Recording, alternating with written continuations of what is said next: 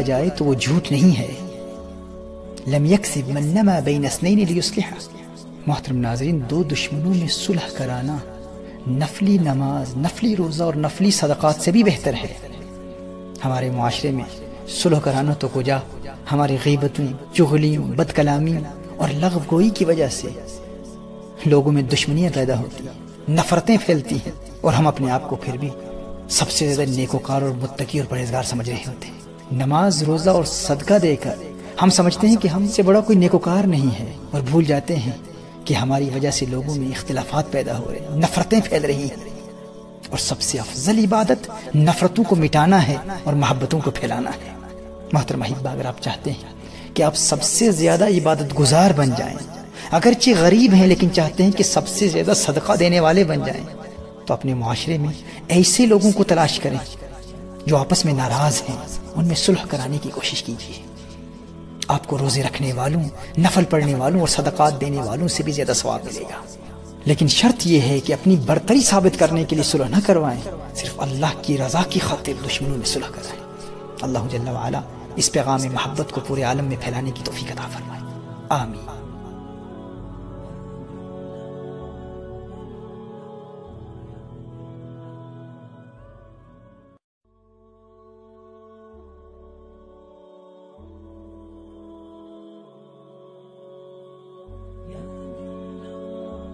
حضرت حذیفہ رضی اللہ تعالیٰ عنہ روایت فرماتے ہیں کہ نبی کریم صلی اللہ علیہ وآلہ وسلم نے ارشاد فرمایا، ماضی کی امتوں کے ایک شخص کا انتقال ہوا، فرشتے اس کی روح کو لے گئے اور اس سے پوچھا، تو نے کبھی کوئی نیکی کی ہے؟ عملت من الخیر شیئا؟ قال لا، اس نے کہا نہیں۔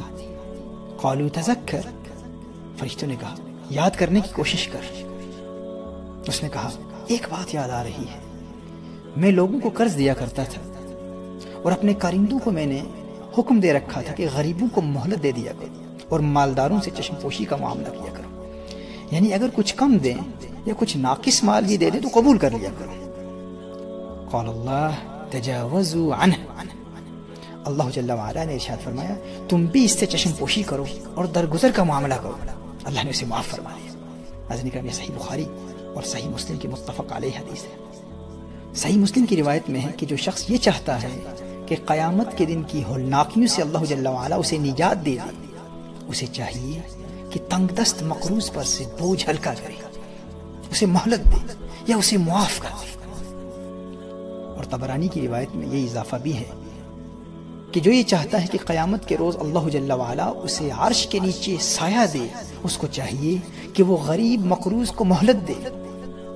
حضرت بریدہ رضی اللہ تعالیٰ عنہ روایت فرماتے ہیں کہ نبی کریم صلی اللہ علیہ وآلہ وسلم نے ارشاد فرمایا کہ جو کسی غریب مقروض کو مہلت دے فَلَهُ كُلَّ يَوْمٍ مِثْلَهُ صَدَقَةٌ، اس کو ہر دن اس قرض کی مقدار کے برابر صدقہ کا ثواب اللہ تعالیٰ فرماتا ہے۔ یعنی اگر آپ نے کسی کو 10 دن کے لیے قرض کی صورت میں 1000 پاؤنڈز دیے، اب آپ نے 11ویں دن مہلت دے دی، تو آپ کو 1000 پاؤنڈز صدقہ دینے کا ثواب اللہ جل وعلا عطا فرما دے گا۔ اور اگر آپ نے کسی کو 10 دن کی مہلت دے دی تو اللہ جل وعلا آپ کو 10,000 پاؤنڈ صدقہ کا ثواب عطا فرمائے گا۔ محترم ناظرین، اگر کوئی آپ کا مقروض ہے، ہو سکے تو اسے معاف کر دیجیے، ورنہ مہربانی کیجیے، نرمی کیجیے، مہلت دیجیے۔ اللہ جل وعلا دنیا میں بھی آپ کو عزتیں دے گا اور آخرت میں حساب و کتاب بھی نرمی سے ہوگا، اور قیامت کی ہولناکیوں سے محفوظ رکھتے ہوئے اللہ جل وعلا اپنے عرش کے سائے تلے جگہ عطا فرمائے گا۔ اللہ ہمیں عمل کرنے کی توفیق عطا فرمائے، آمین۔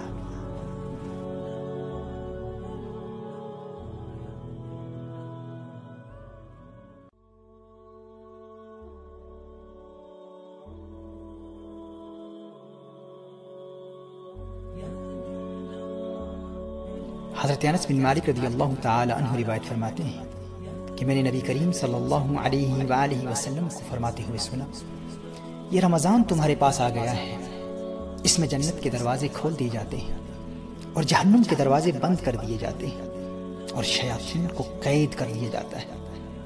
محروم ہے وہ شخص جس نے رمضان کو پایا اور اس کی مغفرت نہ ہوئی، کہ جب اس کی رمضان میں مغفرت نہ ہوئی تو پھر کب ہوگی۔ اس روایت کو مجموع الزوائد میں نقل کیا گیا ہے۔ ناظرین کرام، ملت اسلامیہ کے لیے رمضان المبارک ایک سالانہ تربیتی پروگرام کی حیثیت رکھتا ہے۔ یہ روحانی ٹریننگ کا مہینہ ہے۔ اگر اس مہینے میں ہم نے کامیاب ٹریننگ حاصل کر لی تو باقی 11 مہینوں میں بھی کامیابی ہمارے قدم کیوں رہے گی۔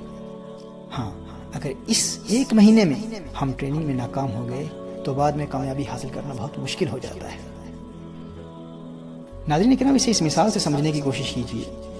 دیکھیے، اگر کوئی باکسر کسی باکسنگ رنگ میں بغیر کسی مد مقابل کے ایک راؤنڈ میں صرف پنچنگ بیگ کو پنچ کر رہا ہو اور سٹیمنا اس کا اس قدر کمزور ہو کہ بغیر کسی دوسرے باکسر کے صرف پنچنگ بیگ کو پنچ کرتے ہوئے وہ تھک جائے اور کھڑا نہ رہ سکے اور دعویٰ یہ کرے کہ باقی 11 راؤنڈز میں دوسرے باکسر کو بھی ہرا دوں گا، تو آپ کہیں گے نادان انسان، بغیر کسی مد مقابل کے، بغیر کسی مخالف کے، بغیر کسی اپوننٹ کے تو ایک راؤنڈ میں بھی کھڑا نہیں رہ سکتا، تو باقی 11 راؤنڈ میں جب تیرا مد مقابل تجھے مار رہا ہوگا تو اس کا مقابلہ کیسے کرے گا؟ ناظرین کرام، اسی طرح سال کے 12 مہینوں میں یہ ایک مہینہ ہے رمضان المبارک، جس میں ہمارا دشمن قید کر دیا جاتا ہے۔ اب رنگ میں ہم اکیلے ہیں، کوئی حملہ کرنے والا نہیں ہے، پھر بھی ہم نمازیں قضا کر رہے ہیں، پھر بھی ہم حرام موویز دیکھ رہے ہیں، پھر بھی ہم غیبتیں کر رہے ہیں، پھر بھی ہم گناہوں کا ارتکاب کر رہے ہیں، اور دعویٰ یہ ہے کہ بعد میں ہم ضرور نیک بن جائیں گے اور مغفرت حاصل کر لیں گے۔ تو کوئی بھی سمجھدار شخص کہے گا کہ جب رمضان شریف میں شیطان بند ہے، کوئی حملہ کرنے والا دشمن ہے ہی نہیں، تو پھر بھی گناہوں کا ارتکاب کر رہا ہے۔ جب حملہ کرنے والا آزاد ہو جائے گا تو پھر تو کیسے مغفرت حاصل کرے گا؟ اسی لیے میرے آقا صلی اللہ علیہ وآلہ وسلم نے ارشاد فرمایا، محروم ہے وہ شخص جسے رمضان ملا لیکن مغفرت نہ ملی۔ اگر رمضان میں مغفرت نہ ملی تو پھر کب ملے گی؟ تو آئیے ناظرین کرام، اس پاک مہینے میں ہم اپنے آپ کو اس قدر مضبوط بنا لیں کہ باقی 11 راؤنڈز میں شیطان پر غالب آ جائے۔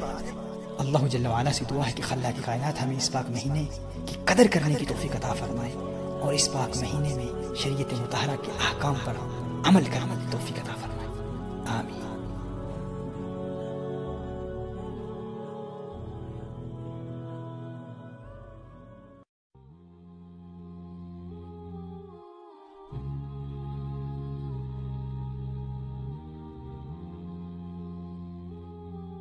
صحیح ابن خزیمہ کی روایت ہے کہ ایک دیہات کا رہنے والا شخص نبی کریم صلی اللہ علیہ وآلہ وسلم کی خدمت میں حاضر ہوا اور عرض کیا، یا رسول اللہ صلی اللہ علیہ وسلم، مجھے ایسا عمل بتلا دیجئے جو مجھے جنت سے قریب کر دے اور جہنم سے دور کر دے۔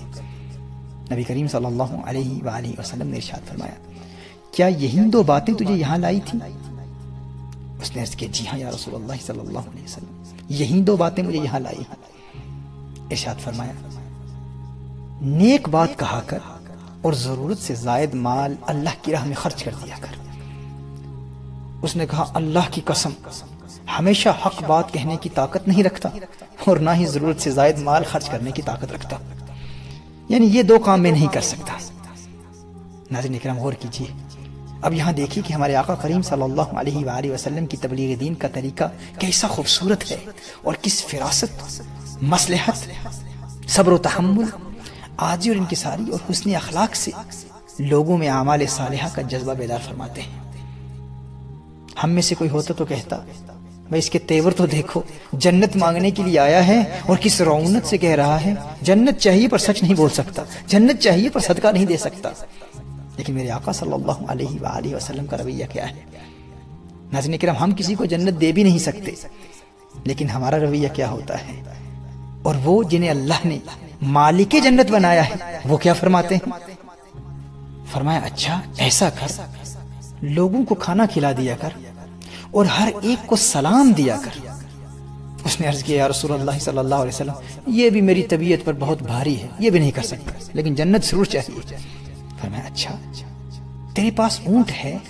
اس نے کہا، جی ہاں۔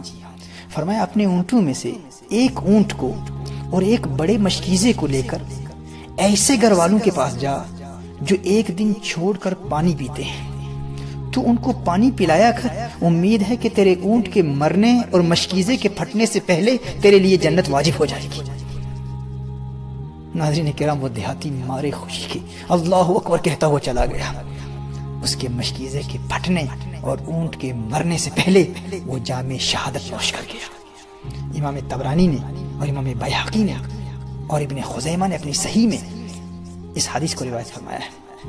اللہ جل وعلا ہمیں پیاسوں کو پانی پلانے اور اپنے معاشرے کے مساکین اور ضرورت مندوں کی حاجات پوری کرنے کی توفیق عطا فرمائے، اور دین اسلام میں خدمت خلق کی اہمیت کو سمجھنے کی توفیق عطا فرمائے، آمین۔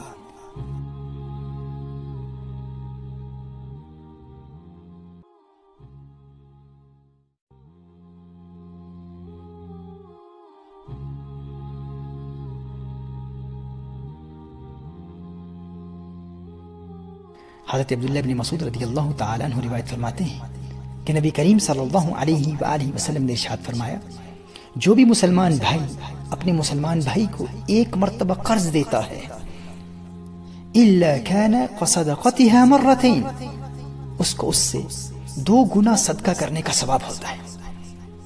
ابن ماجہ نے اپنی صحیح میں اور ابن حبان نے اپنی صحیح میں اس روایت کو نقل فرمایا۔ ناظرین کرام، آپ سوچ رہے ہوں گے کہ قرض دینے میں صدقہ سے بھی زیادہ ثواب حاصل ہوتا ہے، یہ کیسے ممکن ہے؟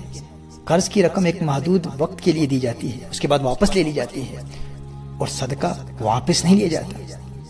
تو یاد رکھیے، صدقہ اگرچہ ایک غریب انسان کو دیا جاتا ہے، لیکن یہ ضروری نہیں ہوتا کہ اسے کوئی فوری ضرورت ہو اور اس کی فوری ضرورت پوری کی جا رہی، جبکہ قرض امیر و غریب سب لیتے ہیں۔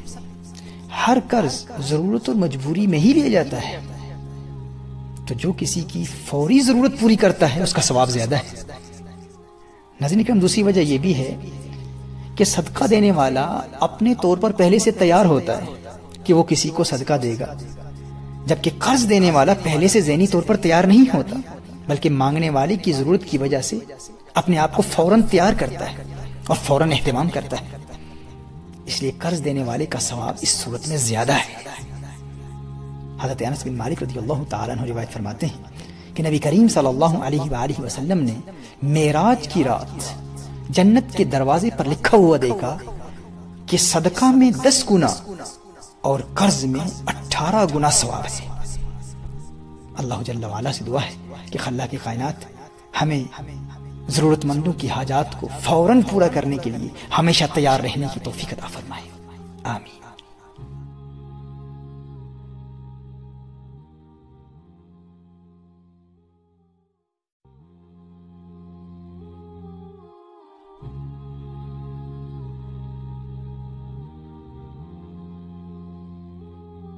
سیدتنا ام ہانی رضی اللہ تعالی عنہ روایت فرماتی ہیں کہ نبی کریم صلی اللہ علیہ وآلہ وسلم نے ارشاد فرمایا، میری امت اس وقت تک ذلیل و رسوا نہیں ہوگی جب تک ماہ رمضان کا حق ادا کرتی رہے گی۔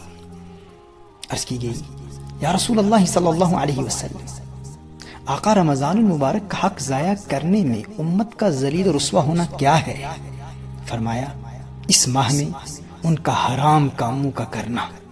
پھر فرمایا، جس نے اس ماہ میں زنا کیا یا شراب پی تو آئندہ رمضان تک اللہ اور اس کے جتنے آسمانی فرشتے ہیں سب اس پر لعنت کرتے ہیں۔ بس اگر یہ شخص آئندہ ماہ رمضان کو پانے سے پہلے ہی مر گیا تو اس کے پاس کوئی ایسی نیکی نہ ہوگی جو اسے جہنم کی آگ سے بچا سکے۔ بس تم ماہ رمضان کے معاملے میں ڈرو، کیونکہ جس طرح اس ماہ میں باقی مہینوں کے مقابلے میں نیکیاں بڑھا دی جاتی ہیں، اسی طرح گناہوں کا بھی معاملہ ہے۔ امام طبرانی نے اس روایت کو المعجم الصغیر میں نقل فرمایا۔ ناظرین کرام، اگر ہم اپنی کھوئی ہوئی وراثت پھر حاصل کرنا چاہتے ہیں اور ملت اسلامیہ کو اس کے عروج رفتہ سے دوبارہ آشنا کرانا چاہتے ہیں، تو بجائے اس کے کہ ہم رات دن امت کی ذلت و رسوائی کا رونا روتے ہوئے اسلام دشمن اندرونی اور بیرونی طاقتوں پر اعتراض کرتے رہیں، آئیے ہم رمضان المبارک کا حق ادا کریں، ان پاک ساعات میں گناہوں سے بچتے ہوئے گڑ گڑا کر امت کی سلامتی کے لیے دعائیں کریں۔ ناظرین کرام، افراد سے اقوام بنتی ہیں۔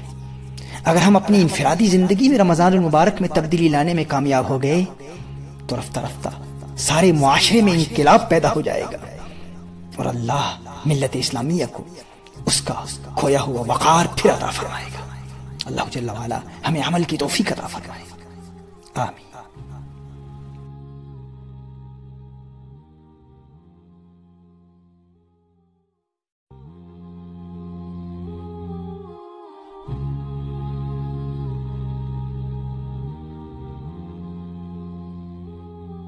ناظرین کرام، دنیا میں جب بھی کوئی تکلیف پہنچے تو بجائے اس کے کہ ہم لوگوں پر اعتراض کرنا شروع کر دیں یا بے صبری میں اللہ جل وعلا کی تقدیر پر تنقید شروع کر دیں، ہمیں چاہیے کہ ہر تکلیف پر بھی اللہ جل وعلا کا شکر ادا کریں، کیونکہ ہر بڑی یا چھوٹی تکلیف پر ثواب ملتا ہے۔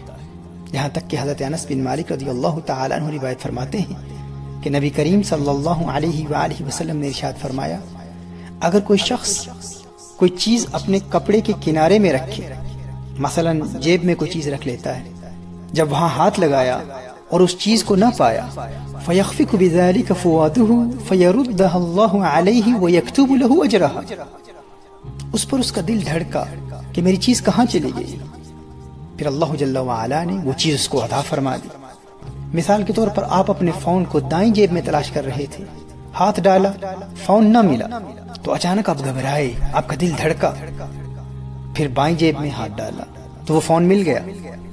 تو وہ جو چند سیکنڈ کی تکلیف پہنچی، حضور اکرم صلی اللہ علیہ وآلہ وسلم نے ارشاد فرمایا وَيَكْتُبُ لَهُ أَجْرَهَا، اس چھوٹی سی تکلیف پر بھی ہمارا کریم رب اجر لکھ دیتا ہے۔ یہ حدیث مسند ابو یعلا اور مسند البزار کی ہے۔ ہمیشہ تکلیفوں کا رونا رونے والے محترم ناظرین، یہ بھی تو سوچیں کہ جو رب اتنی چھوٹی سی تکلیف پر نیکیاں عطا فرماتا ہے، وہ بڑی تکلیفوں پر کس قدر انعامات سے نوازے گا، اور آخرت کی کبھی نہ ختم ہونے والی زندگی میں کس قدر عنایات کی برسات نازل فرمائے گا۔ اللہ جل وعلا سے دعا ہے کہ خلاق کائنات ہمیں اپنی رضا پہ راضی رہنے کی توفیق عطا فرمائے، آمین۔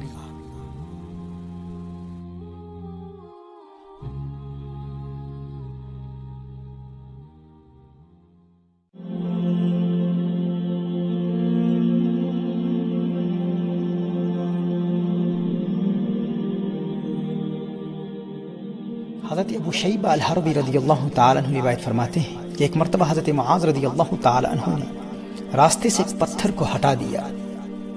ایک شخص نے پوچھا کہ آپ نے ایسا کیوں کیا؟ آپ نے ارشاد فرمایا، میں نے رسول اللہ صلی اللہ علیہ وآلہ وسلم کو ارشاد فرماتے سنا ہے، جو راستے سے کسی پتھر کو ہٹا دے اس کے لیے ایک نیکی لکھی جاتی ہے، اور جس کے پاس نیکی ہو وہ جنت میں داخل ہوگا۔ امام طبرانی نے اسے المعجم الکبیر میں نقل فرمایا ہے۔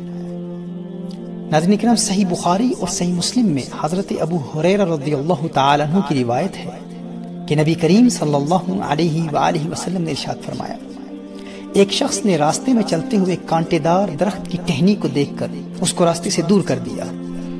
اللہ جل وعلا نے اس کے اس عمل کی قدر فرمائی، اور اس چھوٹے سے عمل کے صدقے کریم اللہ نے اس کی مغفرت فرما دی۔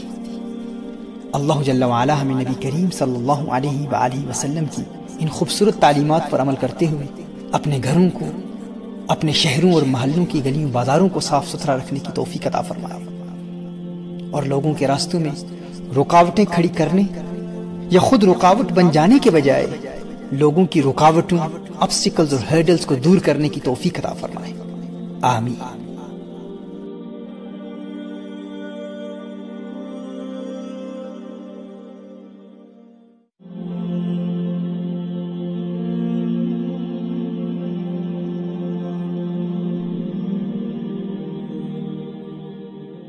حضرت عبد الرحمن بن ابی لیلہ رحمہ اللہ صحابہ کرام علیہم رضوان کا یہ واقعہ بیان فرماتے ہیں کہ ایک مرتبہ صحابہ کرام علیہم رضوان نبی کریم صلی اللہ علیہ وآلہ وسلم کے ساتھ جا رہے تھے کہ ان میں سے ایک صحابی کو نیند آ گئی۔ دوسرے آدمی نے جا کر مذاق میں اس کی رسی لے دی۔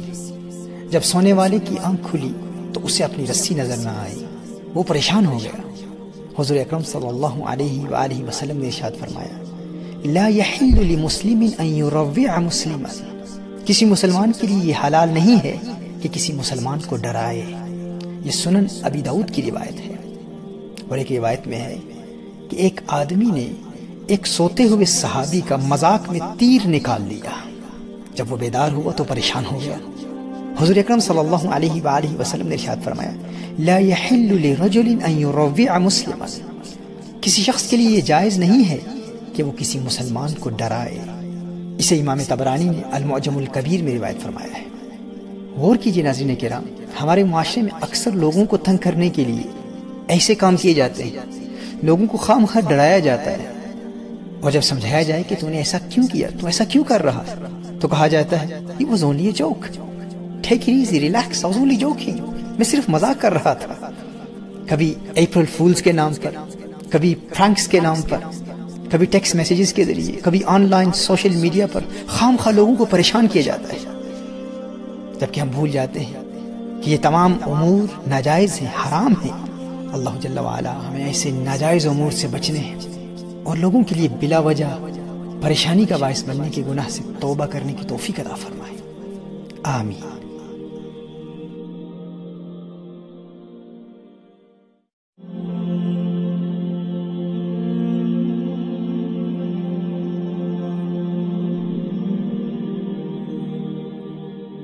حضرت عدی بن ثابت رضی اللہ تعالیٰ عنہ روایت فرماتے ہیں کہ حضرت امیر معاویہ رضی اللہ تعالیٰ عنہ کے زمانے میں ایک شخص نے کسی کا منہ توڑ دیا تھا، چنانچہ اس نے دیت دینا چاہی لیکن دوسرے نے لینے سے انکار کر دیا، یہاں تک کہ 3 بار پیشکش کی گئی، ہر بار اس نے لینے سے انکار کر دیا۔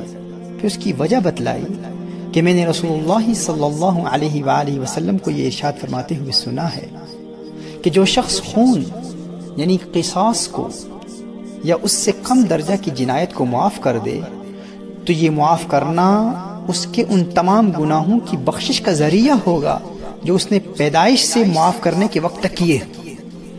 مسند ابو یعلا کی یہ حدیث ہے۔ حاضرین کرام، محترم ناظرین، اگر آپ پر کوئی ظلم کرے تو اس ظلم کا بدلہ لینے سے پہلے ایک مرتبہ اس حدیث کو یاد کر لیجئے گا کہ اگر آج آپ نے اس ظلم کرنے والے کو معاف فرما دیا تو آپ کی پیدائش سے لے کر یعنی جس وقت سے آپ احکام اسلام کے مکلف ہوئے ہیں اس وقت سے لے کر معاف کرنے کے وقت تک زندگی میں آپ نے جتنے بھی گناہ کیے اس ظالم کو معاف کرنے کی وجہ سے اللہ جل وعلا آپ کے ان تمام گناہوں کو معاف فرما دے گا۔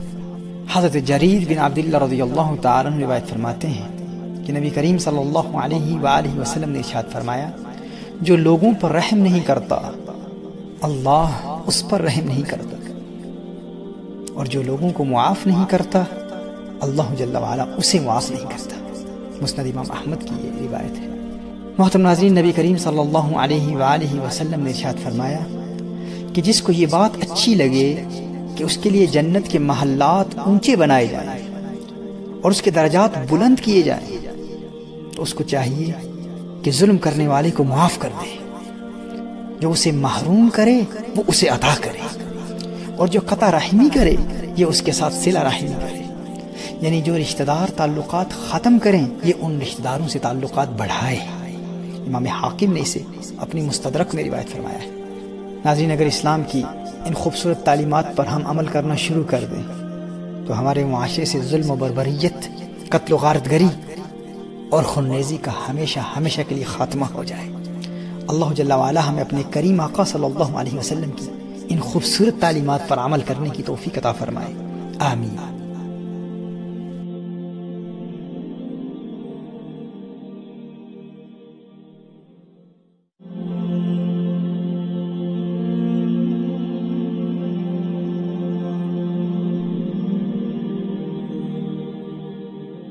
سیدتنا عائشہ رضی اللہ تعالی عنہ روایت فرماتی ہے کہ نبی کریم صلی اللہ علیہ وآلہ وسلم نے ارشاد فرمایا، ان اللہ رفیق یحب الرفق ویعطی علی الرفق ما لا یؤتی علی العنف۔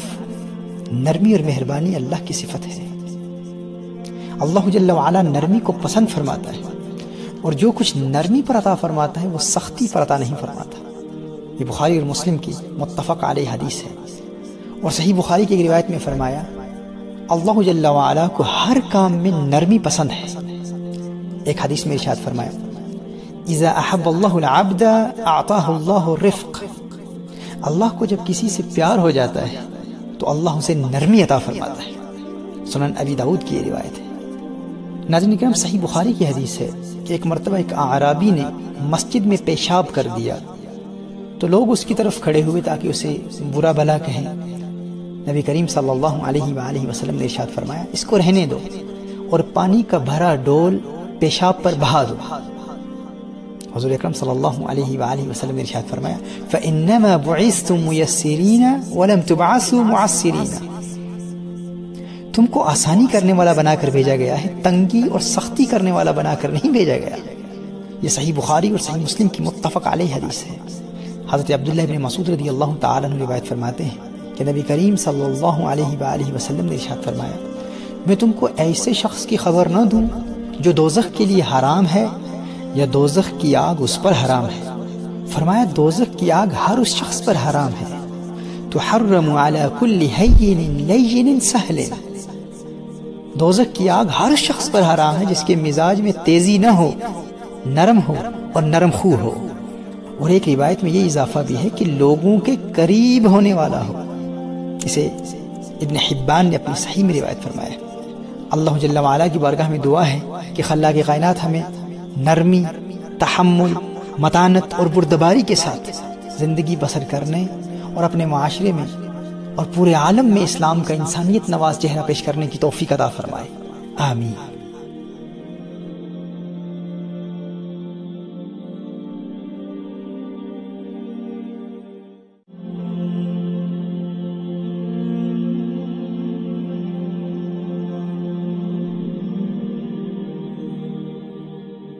حضرت ابو الدرداء رضی اللہ تعالیٰ عنہ روایت فرماتے ہیں کہ نبی کریم صلی اللہ علیہ وآلہ وسلم نے ارشاد فرمایا، ان الرزق لیطلب العبد کما یطلب اجلہ، روزی بندے کو اس طرح تلاش کرتی ہے جیسے اس کی موت اس کو تلاش کرتی ہے۔ ابن حبان نے اسے اپنی صحیح میں روایت فرمایا، یعنی جس طرح آپ اپنی موت سے نہیں بچ سکتے، عین اسی طرح آپ اپنی روزی سے محروم نہیں رہ سکتے۔ ساری دنیا کے مالک جمع ہو کر اگر آپ کو آپ کی موت سے بچانا چاہیں تو نہیں بچا سکتے، عین اسی طرح اگر ساری دنیا آپ کی دشمن ہو جائے پھر بھی وہ روزی جو آپ کے لیے لکھی گئی ہے اس سے محروم نہیں رکھ سکتے۔ جس طرح موت آپ کے پاس پہنچ جائے گی، عین اسی طرح آپ کی روزی بھی آپ کے پاس پہنچ جائے گی۔ اگر آپ نے زندگی میں ملٹی ملینئر بننا ہے تو بن کر رہیں گے، اور دنیا کی کوئی طاقت آپ کی دولت کو روک نہیں سکتی۔ لہذا ہمارے لیے ضروری ہے کہ جو مقدر میں لکھا ہوا ہے اسے حلال ذرائع سے حاصل کریں، اسے حرام ذرائع سے حاصل کرنے کی ہرگز کوشش نہ کریں، کیونکہ ناظرین کرام وہ ہماری ہی روزی ہے۔ کتنا نادان ہے وہ انسان جو اپنی ہی روزی کو خود اپنے عمل سے حرام بنا رہا ہے۔ اگر آج کے بعد کوئی جاہل آپ سے یہ کہے کہ فلاں شخص کے فلاں عمل کی وجہ سے آپ کا رزق رک چکا ہے، بہت بڑی رکاوٹ آ چکی ہے، تو آپ ایک ہی جواب دیں، مجھے کوئی ٹینشن نہیں، مجھے کوئی پرواہ نہیں، کیونکہ میرے آقا صلی اللہ علیہ وآلہ وسلم نے ارشاد فرمایا ہے، روزی بندے کو اس طرح تلاش کرتی ہے جیسے اس کی موت اس کو تلاش کرتی ہے۔ بھائی میں تمہاری بات سن کر لوگوں سے دشمنیاں کیوں پالوں؟ دنیا کی کیا مجال کے مقدر میں لکھی ہوئی روزی کو روک سکے؟ یہ ممکن ہی نہیں ہے۔ ناظرین کرام، اگر ہم اسلام کی ان خوبصورت تعلیمات پر یقین کر لیں تو دشمنیاں ختم ہو جائیں اور زندگی کی ہر ٹینشن ختم ہو جائے اور زندگی پرسکون گزرے۔ اللہ جل وعلا ہمیں عمل کرنے کی توفیق عطا فرمائے، آمین۔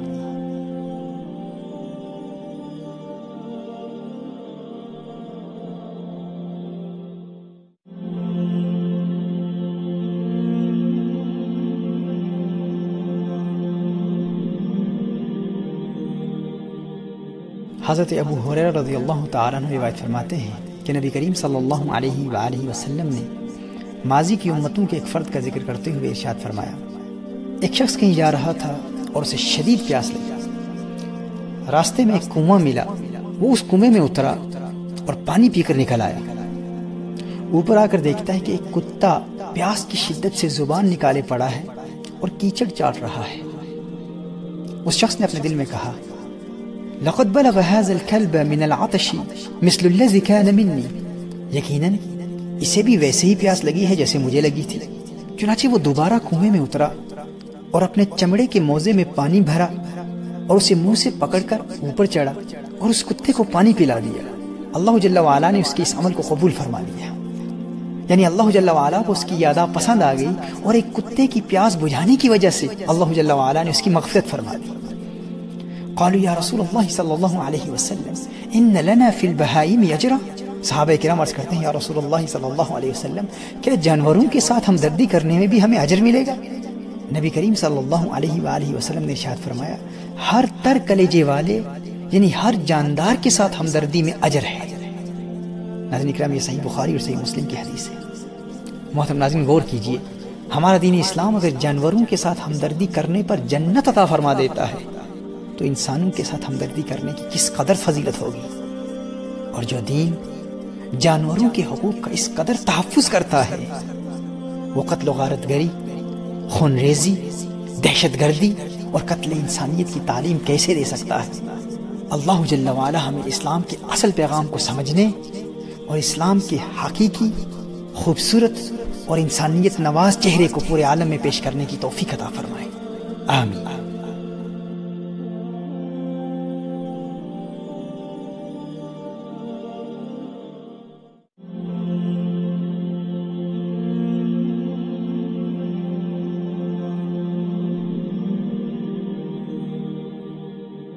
حضرت ابو ہریرہ رضی اللہ تعالیٰ عنہ روایت فرماتے ہیں کہ نبی کریم صلی اللہ علیہ وآلہ وسلم نے ارشاد فرمایا، واللہ لا یؤمن، واللہ لا یؤمن، واللہ لا یؤمن، اللہ کی قسم وہ مؤمن نہیں ہے، اللہ کی قسم وہ مؤمن نہیں ہے، اللہ کی قسم وہ مؤمن نہیں ہے۔ 3 مرتبہ نبی کریم صلی اللہ علیہ وآلہ وسلم نے اللہ جل وعلا کے نام کی قسم ارشاد فرمائی۔ قیل من یا رسول اللہ صلی اللہ علیہ وسلم، پوچھا گیا کون یا رسول اللہ صلی اللہ علیہ وآلہ وسلم؟ فقال، نبی کریم صلی اللہ علیہ وآلہ وسلم نے ارشاد فرمایا، الذی لا یأمن جارہ بوائقہ، فرمایا جس کے پڑوسی اس کی شرارتوں یا شر سے مامون و بے خوف نہ ہوں۔ یہ صحیح بخاری اور صحیح مسلم کی حدیث ہے، اور مسند امام احمد کی حدیث میں ہے، نبی کریم صلی اللہ علیہ وآلہ وسلم نے ارشاد فرمایا، اول خصمین یوم القیامت جاران، قیامت کے دن اللہ جل وعلا کی عدالت میں سب سے پہلے جس کا مقدمہ پیش ہوگا وہ 2 پڑوسی ہیں۔ ناظرین، ہم پڑھتے رہیں نمازیں، رکھتے رہیں روزے، کرتے رہیں حج و عمرے، ساری دنیا میں زکوٰۃ و صدقات تقسیم کرتے رہیں، لیکن اگر ہماری وجہ سے ہمارے پڑوسی پریشان ہیں تو نبی کریم صلی اللہ علیہ وآلہ وسلم کی یہ قسم ضرور یاد کر لیجئے گا، واللہ لا یؤمن، واللہ لا یؤمن، واللہ لا یؤمن، مجھ محمد کو اللہ کی قسم وہ شخص مومن ہو ہی نہیں سکتا جس کے پڑوسی اس کی شرارتوں کی وجہ سے مامون اور بے خوف نہیں۔ محترم احبہ، آپ کے پڑوسی مسلمان ہوں یا غیر مسلم، اگر آپ سے ناراض ہیں تو شریعت مطہرہ کے اصولوں کی پابندی کرتے ہوئے فوراً ان سے معذرت طلب کر لیجئے، فوراً صلح کر لیجئے، ان کے لیے تحائف بھیجنے کا اہتمام کیجئے۔ گھر میں جب بھی کوئی اچھا کھانا بنائیں تو اگر ممکن ہو تو پڑوسیوں کو بھی دیجئے۔ اللہ جل وعلا ہمیں اسلام کے مزاج کو سمجھنے کی توفیق عطا فرمائے، اور پیغمبر محبت صلی اللہ علیہ وآلہ وسلم کے عالمگیر پیغام امن و آشتی اور محبت اور رواداری کو عام کرنے کی توفیق عطا فرمائے، آمین۔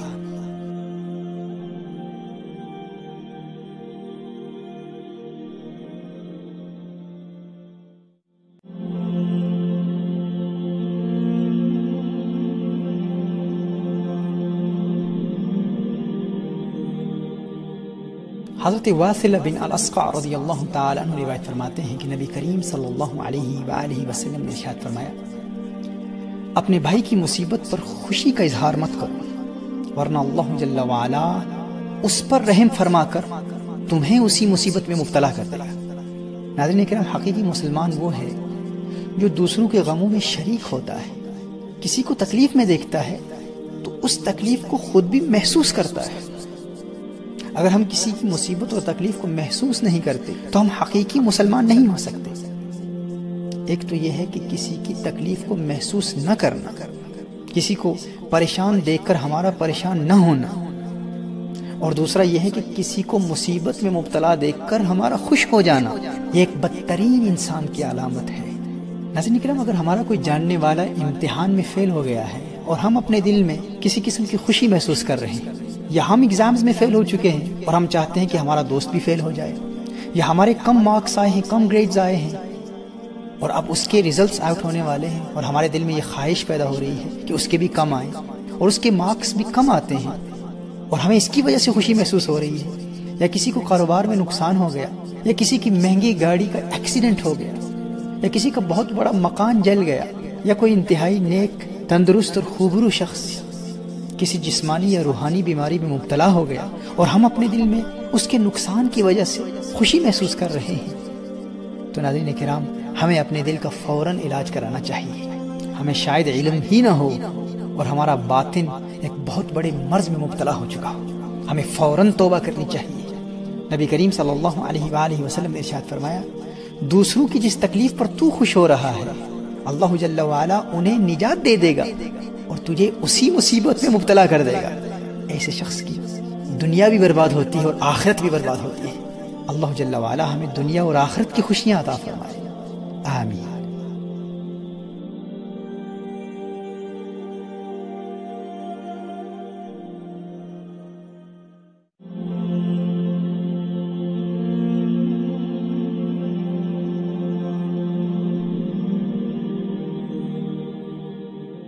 حضرت علی بن حسن رحمۃ اللہ تعالی علیہ فرماتے ہیں کہ مشہور امام حدیث حضرت عبداللہ بن مبارک رضی اللہ تعالیٰ عنہ کے پاس ایک شخص آیا اور کہا کہ میرے گھٹنے میں 7 سال سے ایک پھوڑا ہے، میں ہر قسم کا علاج کر چکا ہوں اور بہت طبیبوں سے مشورہ بھی کر چکا ہوں لیکن کوئی فائدہ نہیں ہوتا۔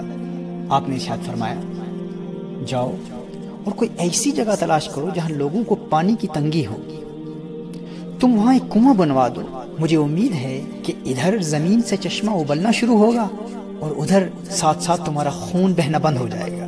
ناظرین کرام، اس شخص نے ایسا ہی کیا اور اللہ کے فضل سے وہ شفا یاب ہو گیا۔ اسے امام بیہقی نے روایت کیا اور پھر اپنے استاد امام ابو عبداللہ حاکم کا ایسا ہی ایک واقعہ بیان فرماتے ہیں۔ وہ فرماتے ہیں کہ ان کے چہرے پر پھنسیاں ہو گئی تھی، ہر طرح کا علاج کیا مگر کوئی فائدہ نہ ہوا۔ امام ابو عثمان الصابونی نے نماز جمعہ میں ان کے لیے خصوصی دعا کی اور اس دعا میں موجود ایک عورت کو اسی شب نبی کریم صلی اللہ علیہ وآلہ وسلم کی زیارت ہوئی اور آقا کریم صلی اللہ علیہ وآلہ وسلم نے ارشاد فرمایا، قولی لی ابی عبداللہ، ابو عبداللہ کو جا کر بتا دو کہ مسلمانوں کے لیے پانی کی فراوانی کرے۔ جب ایک خط کی صورت میں یہ پیغام امام ابو عبداللہ حاکم کے پاس پہنچا تو انہوں نے فوراً اپنے گھر کے سامنے سبیل تعمیر کروائی، وہاں پانی بھرا گیا اور برف ڈالی گئی اور لوگ پانی پینے لگے۔ ناظرین کرام، امام بیہقی رحمۃ اللہ تعالی علیہ فرماتے ہیں کہ ایک ہفتہ بھی گزرنے نہیں پایا تھا کہ شفا کے آثار ظاہر ہونے لگے اور جلد ہی تمام پھنسیاں ٹھیک ہو گئی اور چہرہ پہلے کی طرح بالکل صاف اور بے داغ ہو گیا۔ ناظرین کرام، پیاسوں کو پانی پلانے کی برکت سے نہ صرف انسان بڑی بڑی بیماریوں سے شفا یاب ہو جاتا ہے بلکہ آنے والی بڑی بڑی آفات و بلیات اس نیک عمل کی برکت سے ٹل جاتی ہے۔ اللہ جل وعلا ان خوبصورت تعلیمات پر ہمیں بھی عمل کرنے کی توفیق عطا فرمائے، آمین۔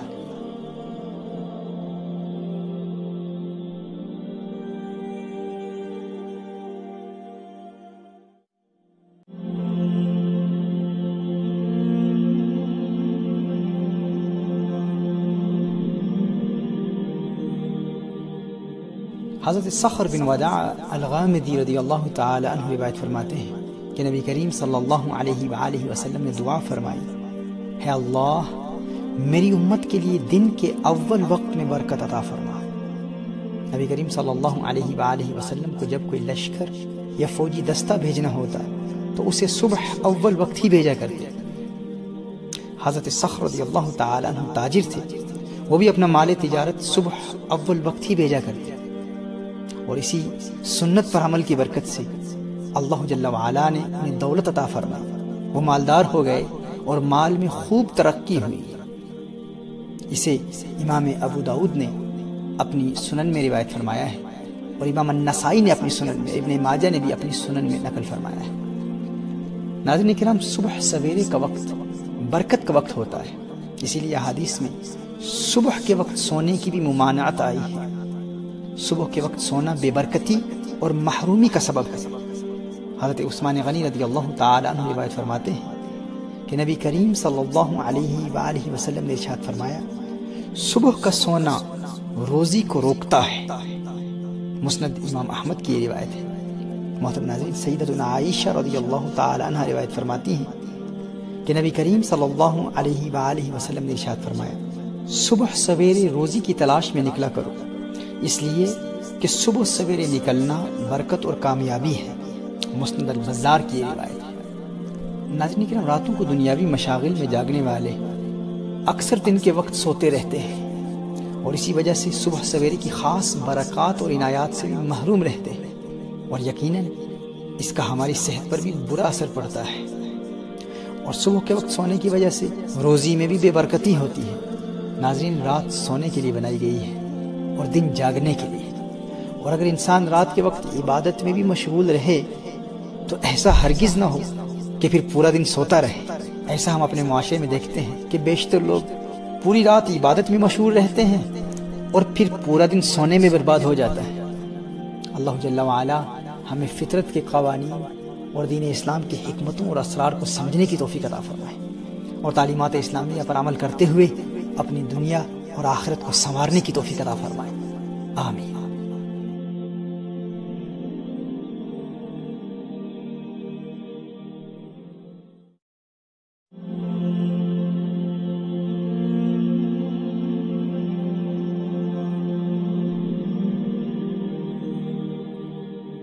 حضرت عبداللہ ابن مسعود رضی اللہ تعالیٰ عنہ روایت فرماتے ہیں کہ نبی کریم صلی اللہ علیہ وآلہ وسلم نے ارشاد فرمایا: ان العبد له رزقه فلو اجتمع عليه الثقلان الجن والانس ان يسدوا عنه شيئا من ذلك ما استطاعوا۔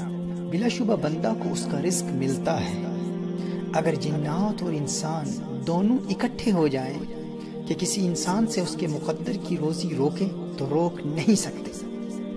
امام طبرانی نے اسے روایت فرمایا ہے۔ ناظرین کرام، ہمارے معاشرے میں اکثر کاروباری لوگ کاروباری رٹ ریس میں پڑ جاتے ہیں اور سمجھتے ہیں کہ اگر فلاں کانٹریکٹ مجھے مل گیا تو میں کامیاب ہو جاؤں گا اور دوسرا ناکام ہو جائے گا، اور اس کے نتیجے میں میری دولت میں اضافہ ہوگا اور اس کی دولت میں کمی واقع ہوگی، میری گاڑی اس کی گاڑی سے بہتر ہوگی، میرا بنگلہ اس کے بنگلے سے بڑا ہوگا، اور ان مقاصد کے حصول کے لیے نفرتیں بڑھتی ہیں، دشمنیاں پیدا ہوتی ہیں، ہماری راتوں کی نیندیں حرام ہو جاتی ہیں، اور ہم سمجھتے ہیں کہ ہماری کاوش سے، ہماری محنت سے، ہماری جد و جہد سے فلاں شخص کو نقصان ہوا ہے، مجھے کامیابی حاصل ہوئی۔ کاش کہ ہم حضور اکرم صلی اللہ علیہ وآلہ وسلم کی اس حدیث کو پڑھ لیتے، اس پر عمل کر لیتے تو ناظرین کرام ہر ٹینشن دور ہو جاتی۔ نادان انسان، تو اکیلا کسی کی روزی کیا روکے گا؟ جب حضور اکرم صلی اللہ علیہ وآلہ وسلم نے ارشاد فرمایا اگر تمام جنات اور انسان جمع ہو کر کسی کے مقدر کی روزی کو روکنے کی کوشش کریں تو ہرگز کامیاب نہیں ہو سکتے۔ ناظرین کرام، دولت کے لالچ اور جاہ و حشمت کی ہوس میں ایک دوسرے کو نیچا دکھانے کے لیے انسان اپنا دین بھی برباد کر دیتا ہے۔ اسی لیے نبی کریم صلی اللہ علیہ وآلہ وسلم نے حضرت حبہ اور حضرت سوا رضی اللہ تعالی عنہما سے ارشاد فرمایا تھا: لا تنافسا فی الرزق، روزی کے معاملے میں ایک دوسرے سے مقابلہ نہ کرنا۔ صحیح ابن حبان کی حدیث ہے، نبی کریم صلی اللہ علیہ وآلہ وسلم ارشاد فرمایا: دو بھوکے بھیڑیے جو بکریوں میں چھوڑ دیے جائیں اتنی تباہی نہیں مچا سکتے جتنی آدمی کی مال و جاہ کی ہوس اس کے دین کے لیے تباہ کن ہے۔ انسان کو غور کرنا چاہیے۔ نادان انسان تو خود کو بہت سمجھدار، اپ ٹو ڈیٹ اور بزنس مین اور تاجر سمجھتا ہے، لیکن اس حدیث کی روشنی میں کہیں حصول دنیا کی پاداش میں تو بھی بھوکے بھیڑیے کی طرح تو نہیں ہو چکا؟ میرے محترم ناظرین، اگر آپ خوشگوار زندگی گزارنا چاہتے ہیں تو اللہ جل وعلا نے جو دیا ہے اس پر شکر ادا کریں، ورنہ ساری زندگی اسی رٹ ریس اور اسی کمپٹیشن میں برباد ہو جائے گی۔ کبھی حقیقی سکون اور اطمینان قلب حاصل نہیں ہوگا۔ جو اللہ نے دیا ہے اس سے بھی لطف اندوز نہیں ہو پائیں گے۔ آپ اپنی فیملی، دوستوں اور بچوں کو بھی وقت نہیں دے پائیں گے اور موت آ جائے گی۔ اللہ جل وعلا موت سے پہلے سمجھنے اور سنبھلنے کی توفیق عطا فرمائے، آمین۔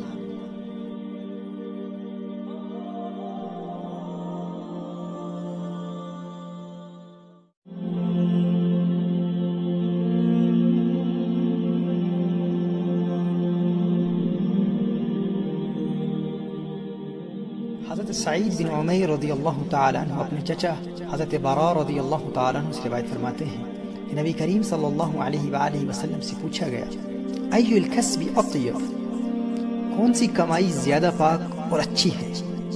نبی کریم صلی اللہ علیہ وآلہ وسلم نے ارشاد فرمایا: آدمی کا اپنے ہاتھ سے کوئی کام کرنا اور ہر وہ کمائی جو پاکبازی کے ساتھ ہو۔ اسے امام حاکم نے اپنی مستدرک میں روایت فرمایا۔ نبی کریم صلی اللہ علیہ وآلہ وسلم نے ارشاد فرمایا: جو شخص لوگوں سے بے پرواہ ہونے یا اپنے پڑوسیوں اور عزیزوں کے ساتھ بھلائی کرنے کی غرض سے کسب حلال کرتا ہے، قیامت کے دن اس کا چہرہ 14ویں رات کے چاند کی طرح منور ہوگا۔ ناظرین کرام، اپنے ہاتھوں کے ساتھ کسب حلال کی اسلام میں بہت فضیلت ہے۔ ہم اکثر دیکھتے ہیں کہ ہمارے معاشرے میں محنت و مشقت کر کے اپنے ہاتھوں سے حلال کمانے والوں کو کوئی وقعت یا مقام نہیں دیا جاتا، جبکہ نبی کریم صلی اللہ علیہ وآلہ وسلم کی حدیث ہے، حضرت ابو سعید الخدری رضی اللہ تعالی عنہ روایت فرماتے ہیں کہ نبی کریم صلی اللہ علیہ وسلم نے ارشاد فرمایا، الکاسب صدیق اللہ، کاسب تو اللہ کا دوست ہوتا ہے۔ دیکھیے ہمیں کوئی بتائے کہ فلاں شہر میں کوئی اللہ والا رہتا ہے تو ہم طویل سفر طے کر کے اس اللہ والے کی بارگاہ میں دعا کروانے کے لیے حاضر ہو جاتے ہیں، حالانکہ ہمارے پاس کوئی ضمانت نہیں ہوتی کہ وہ حقیقتاً اللہ والا ہے بھی یا نہیں، لیکن ہم حسن ظن رکھتے ہوئے یا بڑی نسبتیں دیکھ کر حاضر ہو جاتے ہیں۔ لیکن یہ تو وہ اللہ والے ہیں جن کے لیے ضمانت خود نبی کریم صلی اللہ علیہ وآلہ وسلم نے دی ہے۔ اسی لیے اگر آپ کے شہر کی کسی گلی میں حلال کمانے والا پسینے میں شرابور کوئی محنت کش مزدور نظر آ جائے، اسے کبھی نظر حقارت سے نہ دیکھیے گا، بلکہ اس کے پاس جا کر دعائیں کروائیں۔ اللہ جل وعلا ایسے جفاکش کی دعائیں قبول فرماتا ہے، کیونکہ وہ صدیق اللہ ہے، وہ اللہ کا دوست ہے۔ حضرت عیسیٰ علیہ السلام نے کسی سے پوچھا تو کیا کرتا ہے؟ اس نے کہا عبادت کرتا ہوں۔ فرمایا روزی کہاں سے کھاتا ہے؟ عرض کی میرا بھائی کماتا ہے، میرا بھائی مجھے روزی مہیا کرتا ہے۔ حضرت عیسیٰ علیہ السلام نے ارشاد فرمایا تیرا بھائی تجھ سے بڑا عابد ہے۔ اللہ جل وعلا ہمیں خود اپنے ہاتھوں سے کمانے اور ہر محنت کش مزدور کا احترام کرنے اور اس کی قدر کرنے کی توفیق عطا فرمائے، آمین۔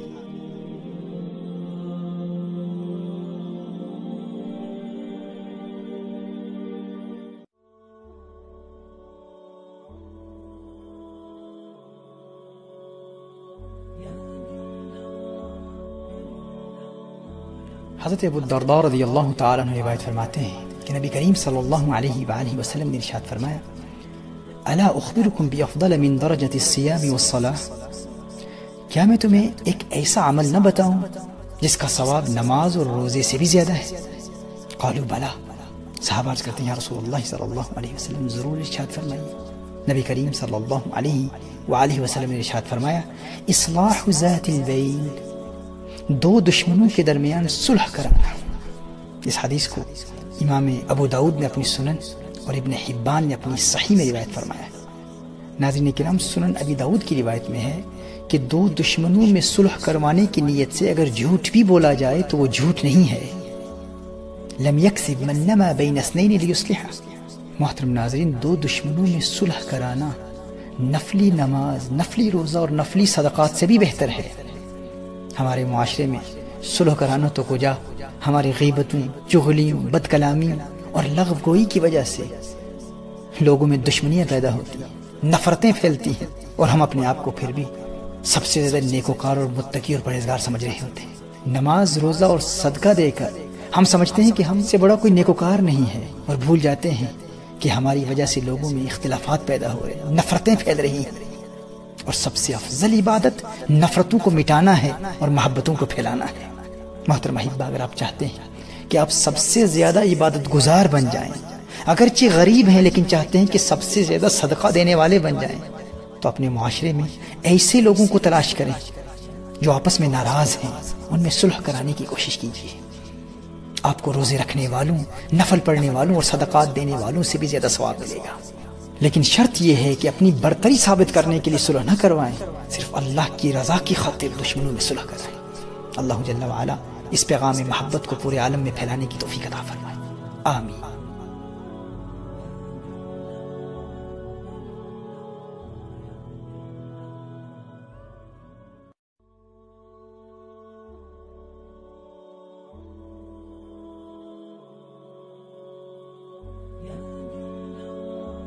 حضرت حذیفہ رضی اللہ تعالیٰ عنہ روایت فرماتے ہیں کہ نبی کریم صلی اللہ علیہ وآلہ وسلم نے ارشاد فرمایا، ماضی کی امتوں کے ایک شخص کا انتقال ہوا، فرشتے اس کی روح کو لے گئے اور اس سے پوچھا تو نے کبھی کوئی نیکی کی ہے؟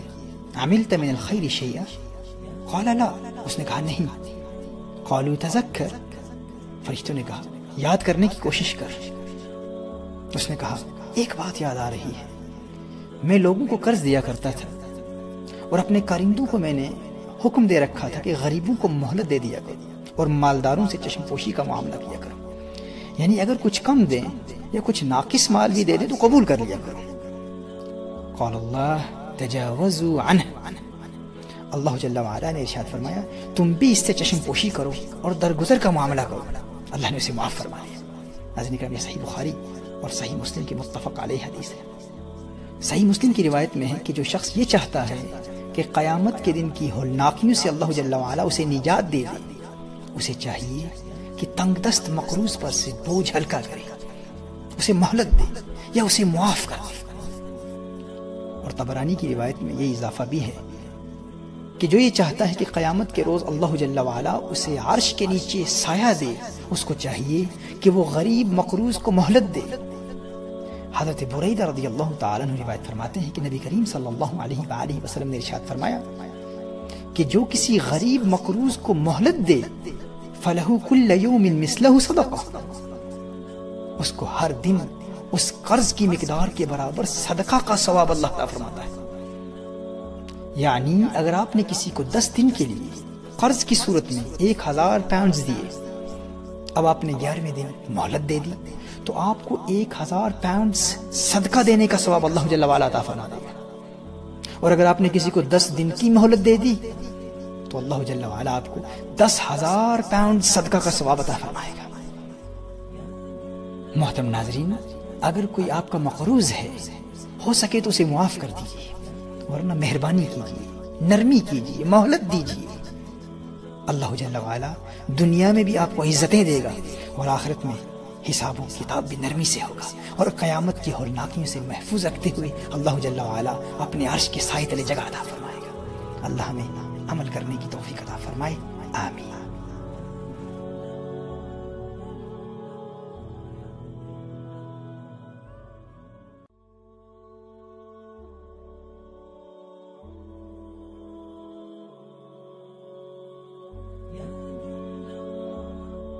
حضرت انس بن مالک رضی اللہ تعالی عنہ روایت فرماتے ہیں کہ میں نے نبی کریم صلی اللہ علیہ وآلہ وسلم کو فرماتے ہوئے سنا، یہ رمضان تمہارے پاس آ گیا ہے، اس میں جنت کے دروازے کھول دیے جاتے ہیں اور جہنم کے دروازے بند کر دیے جاتے ہیں اور شیاطین کو قید کر دیا جاتا ہے۔ محروم ہے وہ شخص جس نے رمضان کو پایا اور اس کی مغفرت نہ ہوئی، کہ جب اس کی رمضان میں مغفرت نہ ہوئی تو پھر کب ہوگی۔ اس روایت کو مجموع الزوائد میں نقل کیا گیا ہے۔ ناظرین اکرام، ملت اسلامیہ کے لیے رمضان المبارک ایک سالانہ تربیتی پروگرام کی حیثیت رکھتا ہے۔ یہ روحانی ٹریننگ کا مہینہ ہے۔ اگر اس مہینے میں ہم نے کامیاب ٹریننگ حاصل کر لی تو باقی 11 مہینوں میں بھی کامیابی ہمارے قدم کیوں رہے گی۔ ہاں، اگر اس ایک مہینے میں ہم ٹریننگ میں ناکام ہو گئے تو بعد میں کامیابی حاصل کرنا بہت مشکل ہو جاتا ہے۔ ناظرین اکرام، اسے اس مثال سے سمجھنے کی کوشش کیجیے۔ دیکھیے، اگر کوئی باکسر کسی باکسنگ رنگ میں بغیر کسی مد مقابل کے ایک راؤنڈ میں صرف پنچنگ بیگ کو پنچ کر رہا ہو اور اسٹیمنا اس کا اس قدر کمزور ہو کہ بغیر کسی دوسرے باکسر کے صرف پنچنگ بیگ کو پنچ کرتے ہوئے وہ تھک جائے اور کھڑا نہ رہ سکے اور دعویٰ یہ کرے کہ باقی 11 راؤنڈز میں دوسرے باکسر کو بھی ہرا دوں گا، تو آپ کہیں گے نادان انسان، بغیر کسی مد مقابل کے، بغیر کسی مخالف کے، بغیر کسی اپوننٹ کے تو ایک راؤنڈ میں بھی کھڑا نہیں رہ سکتا، تو باقی 11 راؤنڈ میں جب تیرا مد مقابل تجھے مار رہا ہوگا تو اس کا مقابلہ کیسے کرے گا۔ ناظرین کرام، اسی طرح سال کے 12 مہینوں میں یہ ایک مہینہ ہے رمضان المبارک، جس میں ہمارا دشمن قید کر دیا جاتا ہے۔ اب رنگ میں ہم اکیلے ہیں، کوئی حملہ کرنے والا نہیں ہے، پھر بھی ہم نمازیں قضا کر رہے ہیں، پھر بھی ہم حرام موویز دیکھ رہے ہیں، پھر بھی ہم غیبتیں کر رہے ہیں، پھر بھی ہم گناہوں کا ارتکاب کر رہے ہیں، اور دعویٰ یہ ہے کہ بعد میں ہم ضرور نیک بن جائیں گے اور مغفرت حاصل کر لیں گے۔ تو کوئی بھی سمجھدار شخص کہے گا کہ جب رمضان شریف میں شیطان بند ہے، کوئی حملہ کرنے والا دشمن ہے ہی نہیں، تو پھر بھی گناہوں کا ارتکاب کر رہا ہے۔ جب حملہ کرنے والا آزاد ہو جائے گا تو پھر تو کیسے مغفرت حاصل کرے گا۔ اسی لیے میرے آقا صلی اللہ علیہ وآلہ وسلم نے ارشاد فرمایا، محروم ہے وہ شخص جسے رمضان ملا لیکن مغفرت نہ ملی۔ اگر رمضان میں مغفرت نہ ملی تو پھر کب ملے گی؟ تو آئیے ناظرین کرام، اس پاک مہینے میں ہم اپنے آپ کو اس قدر مضبوط بنا لیں کہ باقی 11 راؤنڈز میں شیطان پر غالب آ جائے۔ اللہ جل وعلا سے دعا ہے کہ خلاق کائنات ہمیں اس پاک مہینے کی قدر کرنے کی توفیق عطا فرمائے اور اس پاک مہینے میں شریعت مطہرہ کے احکام پر عمل کرنے کی توفیق عطا فرمائے. آمین.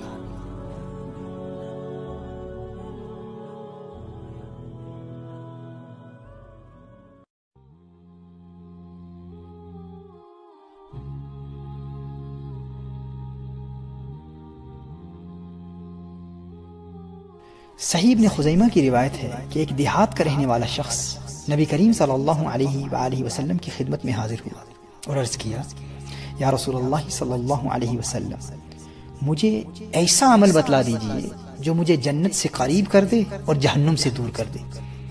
نبی کریم صلی اللہ علیہ وآلہ وسلم نے ارشاد فرمایا کیا یہی دو باتیں تجھے یہاں لائی تھی؟ اس نے عرض کیا جی ہاں یا رسول اللہ صلی اللہ علیہ وسلم یہی دو باتیں مجھے یہاں لائی ہیں. ارشاد فرمایا نیک بات کہا کر اور ضرورت سے زائد مال اللہ کی راہ میں خرچ کر دیا کر.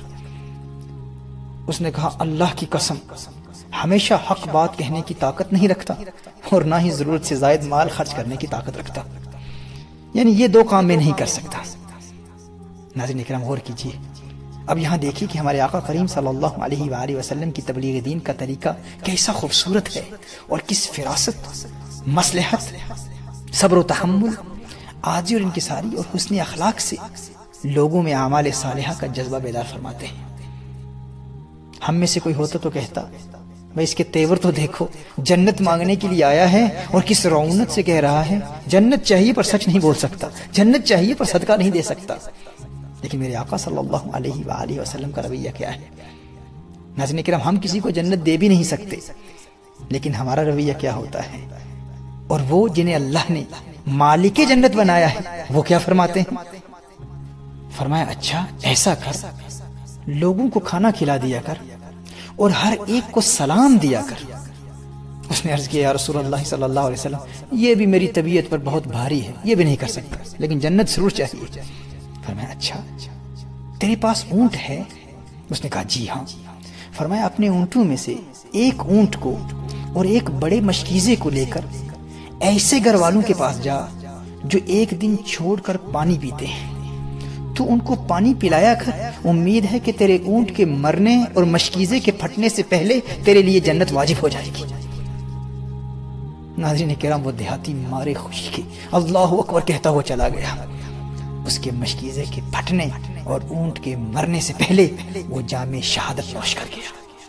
امام طبرانی نے اور امام بیہقی نے اور ابن خزیمہ نے اپنی صحیح میں اس حدیث کو روایت فرمایا ہے.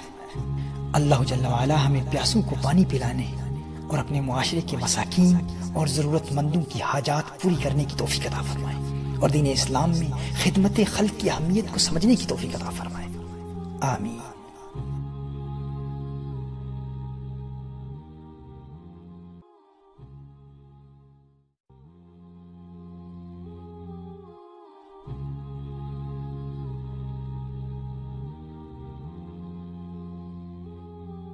حضرت عبداللہ بن مسعود رضی اللہ تعالیٰ عنہ روایت فرماتے ہیں کہ نبی کریم صلی اللہ علیہ وآلہ وسلم نے ارشاد فرمایا جو بھی مسلمان بھائی اپنے مسلمان بھائی کو ایک مرتبہ قرض دیتا ہے الا كان كصدقتها مرتين اس کو اس سے 2 گنا صدقہ کرنے کا ثواب ہوتا ہے.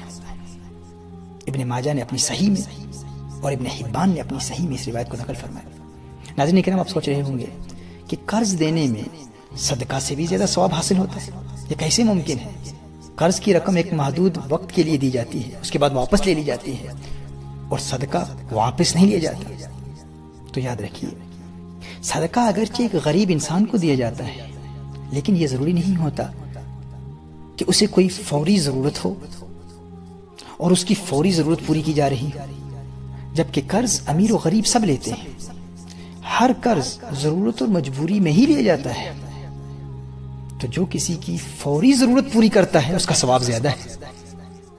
ناظرین کرام دوسری وجہ یہ بھی ہے کہ صدقہ دینے والا اپنے طور پر پہلے سے تیار ہوتا ہے کہ وہ کسی کو صدقہ دے گا، جبکہ قرض دینے والا پہلے سے ذہنی طور پر تیار نہیں ہوتا بلکہ مانگنے والے کی ضرورت کی وجہ سے اپنے آپ کو فوراً تیار کرتا ہے اور فوراً اہتمام کرتا ہے.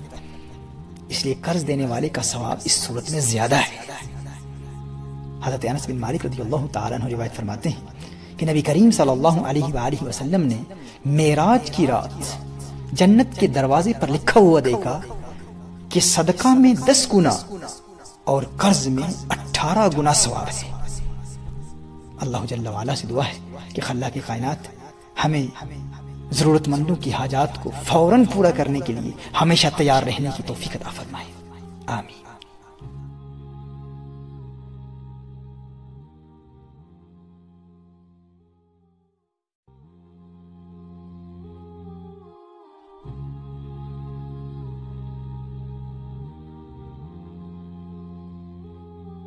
سیدتنا ام ہانی رضی اللہ تعالی عنہ روایت فرماتی ہیں کہ نبی کریم صلی اللہ علیہ وآلہ وسلم نے ارشاد فرمایا، میری امت اس وقت تک ذلیل و رسوا نہیں ہوگی جب تک ماہ رمضان کا حق ادا کرتی رہے گی۔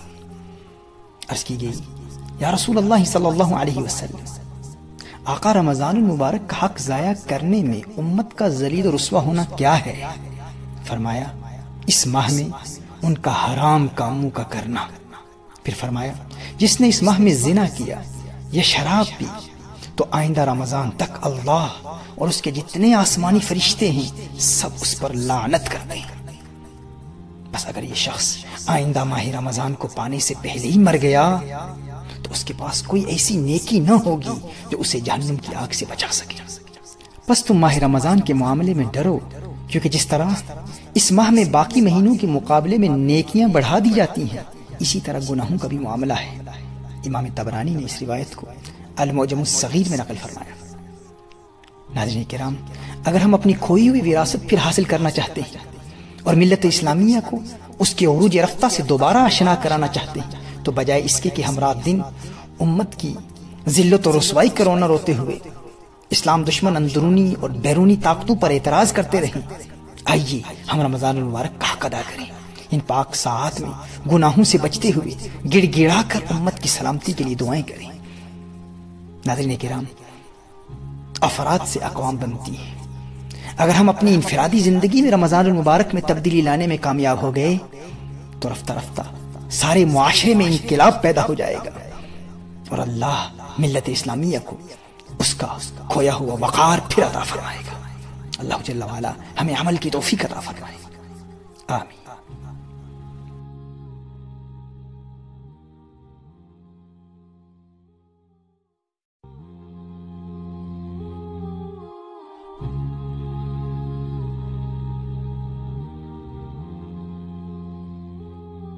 ناظرین کرام، دنیا میں جب بھی کوئی تکلیف پہنچے تو بجائے اس کے کہ ہم لوگوں پر اعتراض کرنا شروع کر دیں یا بے صبری میں اللہ جل وعلا کی تقدیر پر تنقید شروع کر دیں، ہمیں چاہیے کہ ہر تکلیف پر بھی اللہ جل وعلا کا شکر ادا کریں، کیونکہ ہر بڑی یا چھوٹی تکلیف پر ثواب ملتا ہے۔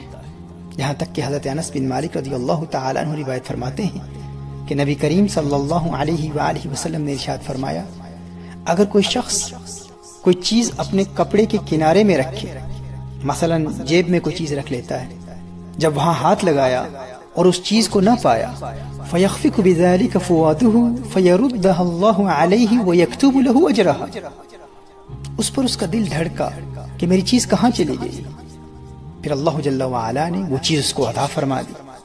مثال کے طور پر آپ اپنے فون کو دائیں جیب میں تلاش کر رہے تھے، ہاتھ ڈالا، فون نہ ملا تو اچانک آپ گھبرائے، آپ کا دل دھڑکا، پھر بائیں جیب میں ہاتھ ڈالا تو وہ فون مل گیا۔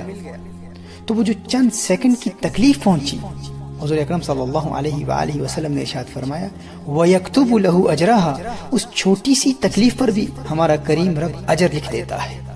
یہ حدیث مسند ابو یعلا اور مسند البزار کی ہے۔ ہمیشہ تکلیفوں کا رونا رونے والے محترم ناظرین، یہ بھی تو سوچیں کہ جو رب اتنی چھوٹی سی تکلیف پر نیکیاں عطا فرماتا ہے، وہ بڑی تکلیفوں پر کس قدر انعامات سے نوازے گا، اور آخرت کی کبھی نہ ختم ہونے والی زندگی میں کس قدر عنایات کی برسات نازل فرمائے گا۔ اللہ جل وعلا سے دعا ہے کہ خلاق کائنات ہمیں اپنی رضا پہ راضی رہنے کی توفیق عطا فرمائے، آمین۔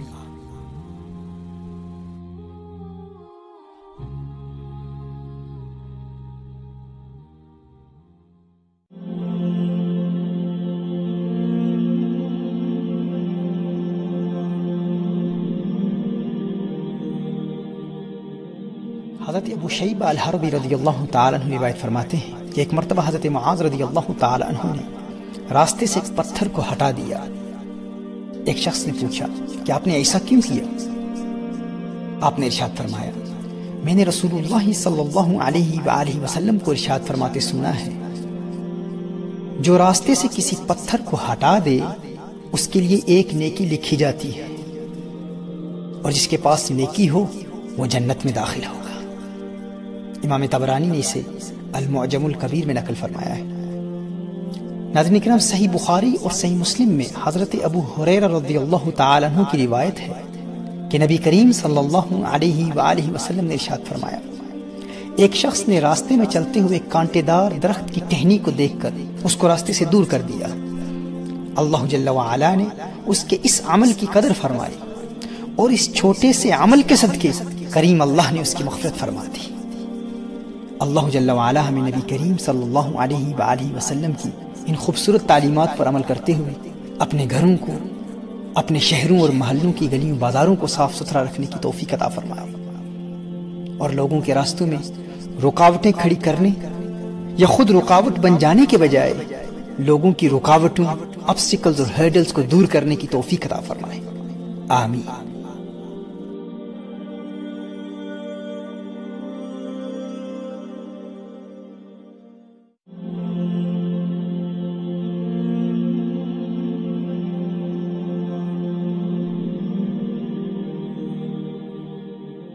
حضرت عبد الرحمن بن ابی لیلہ رحمہ اللہ صحابہ کرام علیہم رضوان کا یہ واقعہ بیان فرماتے ہیں کہ ایک مرتبہ صحابہ کرام علیہم رضوان نبی کریم صلی اللہ علیہ وآلہ وسلم کے ساتھ جا رہے تھے کہ ان میں سے ایک صحابی کو نیند آ گئی۔ دوسرے آدمی نے جا کر مذاق میں اس کی رسی لے دی۔ جب سونے والے کی آنکھ کھلی تو اسے اپنی رسی نظر نہ آئی، وہ پریشان ہو گیا۔ حضور اکرم صلی اللہ علیہ وآلہ وسلم نے ارشاد فرمایا، لا يحل لمسلم ان يروع مسلما، کسی مسلمان کے لیے یہ حلال نہیں ہے کہ کسی مسلمان کو ڈرائے۔ یہ سنن ابی داؤد کی روایت ہے۔ اور ایک روایت میں ہے کہ ایک آدمی نے ایک سوتے ہوئے صحابی کا مذاق میں تیر نکال لیا۔ جب وہ بیدار ہوا تو پریشان ہو گیا۔ حضور اکرم صلی اللہ علیہ وآلہ وسلم نے ارشاد فرمایا، لا يحل لرجل ان يروع مسلما، کسی شخص کے لیے یہ جائز نہیں ہے کہ وہ کسی مسلمان کو ڈرائے۔ اسے امام طبرانی نے المعجم الکبیر میں روایت فرمایا ہے۔ غور کیجئے ناظرین کرام، ہمارے معاشرے میں اکثر لوگوں کو تنگ کرنے کے لیے ایسے کام کیے جاتے ہیں، لوگوں کو خواہ مخواہ ڈرایا جاتا ہے، اور جب سمجھایا جائے کہ تو نے ایسا کیوں کیا، تو ایسا کیوں کر رہا، تو کہا جاتا ہے it was only a joke, take it easy, relax, I was only joking، میں صرف مذاق کر رہا تھا۔ کبھی اپریل فولز کے نام پر، کبھی فرانکس کے نام پر، کبھی ٹیکسٹ میسیجز کے ذریعے، کبھی آن لائن سوشل میڈیا پر خام خواہ لوگوں کو پریشان کیا جاتا ہے، جبکہ ہم بھول جاتے ہیں کہ یہ تمام امور ناجائز ہیں، حرام ہیں۔ اللہ جل وعلا ہمیں ایسے ناجائز امور سے بچنے اور لوگوں کے لیے بلا وجہ پریشانی کا باعث بننے کے گناہ سے توبہ کرنے کی توفیق عطا فرمائے، آمین۔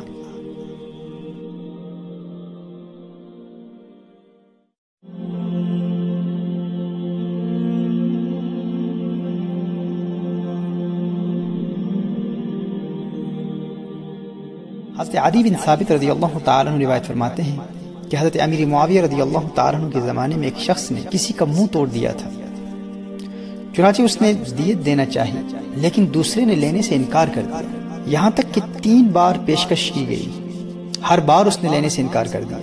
پھر اس کی وجہ بتلائی کہ میں نے رسول اللہ صلی اللہ علیہ وآلہ وسلم کو یہ ارشاد فرماتے ہوئے سنا ہے کہ جو شخص خون یعنی قصاص کو یا اس سے کم درجہ کی جنایت کو معاف کر دے تو یہ معاف کرنا اس کے ان تمام گناہوں کی بخشش کا ذریعہ ہوگا جو اس نے پیدائش سے معاف کرنے کے وقت تک کیے۔ مسند ابو یعلا کی یہ حدیث ہے۔ ناظرین کرام، محترم ناظرین، اگر آپ پر کوئی ظلم کرے تو اس ظلم کا بدلہ لینے سے پہلے ایک مرتبہ اس حدیث کو یاد کر لیجئے گا کہ اگر آج آپ نے اس ظلم کرنے والے کو معاف فرما دیا تو آپ کی پیدائش سے لے کر یعنی جس وقت سے آپ احکام اسلام کے مکلف ہوئے ہیں اس وقت سے لے کر معاف کرنے کے وقت تک زندگی میں آپ نے جتنے بھی گناہ کیے اس ظالم کو معاف کرنے کی وجہ سے اللہ جل وعلا آپ کے ان تمام گناہوں کو معاف فرما دے گا۔ حضرت جریر بن عبداللہ رضی اللہ تعالیٰ عنہ روایت فرماتے ہیں کہ نبی کریم صلی اللہ علیہ وآلہ وسلم نے ارشاد فرمایا، جو لوگوں پر رحم نہیں کرتا اللہ اس پر رحم نہیں کرتا، اور جو لوگوں کو معاف نہیں کرتا اللہ جل وعلا اسے معاف نہیں کرتا۔ مسند امام احمد کی یہ روایت ہے۔ محترم ناظرین، نبی کریم صلی اللہ علیہ وآلہ وسلم نے ارشاد فرمایا کہ جس کو یہ بات اچھی لگے کہ اس کے لیے جنت کے محلات اونچے بنائے جائیں اور اس کے درجات بلند کیے جائیں، تو اس کو چاہیے کہ ظلم کرنے والے کو معاف کر دے، جو اسے محروم کرے وہ اسے عطا کرے، اور جو قطع رحمی کرے یہ اس کے ساتھ صلہ رحمی کرے، یعنی جو رشتہ دار تعلقات ختم کریں یہ ان رشتہ داروں سے تعلقات بڑھائے۔ امام حاکم نے اسے اپنی مستدرک میں روایت فرمایا ہے۔ ناظرین، اگر اسلام کی ان خوبصورت تعلیمات پر ہم عمل کرنا شروع کر دیں تو ہمارے معاشرے سے ظلم و بربریت